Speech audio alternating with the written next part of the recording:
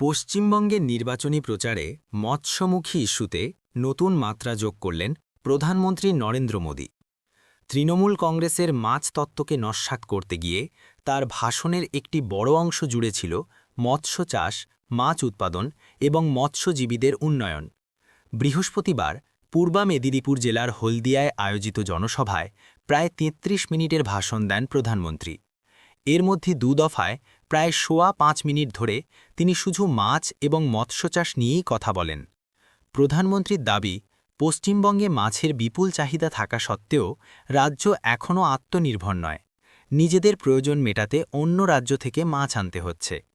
তৃণমূল সরকারের সমালোচনা করে তিনি বলেন, ১৫ বছরের শাসনকালে তারা আপনাদের মাছও দিতে পারেনি, সেটাও বাইরে থেকে আনতে হচ্ছে। এদিকে তৃণমূলের অভিযোগ, বিজেপি ক্ষমতায় এলে বাঙালির পাতে মাছ মাংস থাকবে না। এই অভিযোগ খণ্ডন করতেই বিজেপি প্রার্থীরা মৎস্যমুখী প্রচারে নেমেছেন। কেউ মাছ বাজারে গিয়ে মাছ কাটছেন, কেউ মাছ কিনছেন, আবার কেউ মাছ খেতে খেতে প্রচার করছেন। প্রধানমন্ত্রী তার ভাষণে আরও দাবি করেন, গত ১১ বছরে দেশে মাছ উৎপাদন এবং সমুদ্রজাত খাদ্যের রপ্তানি দ্বিগুণ হয়েছে।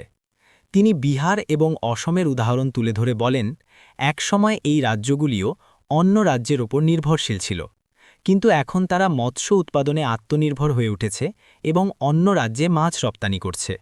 মোদির কথায়, এই উন্নতির পিছনে রয়েছে প্রধানমন্ত্রী মৎস্য সম্পদ যোজনা। তবে তার অভিযোগ, রাজনৈতিক কারণে রাজ্য সরকার এই প্রকল্প সঠিকভাবে কার্যকর হতে দিচ্ছে না। এছাড়াও তিনি জানান, কেন্দ্রীয় সরকার পৃথক মৎস্য মন্ত্রক গঠন করেছে এবং এই খাতে রেকর্ড বাজেট বরাদ্দ করেছে।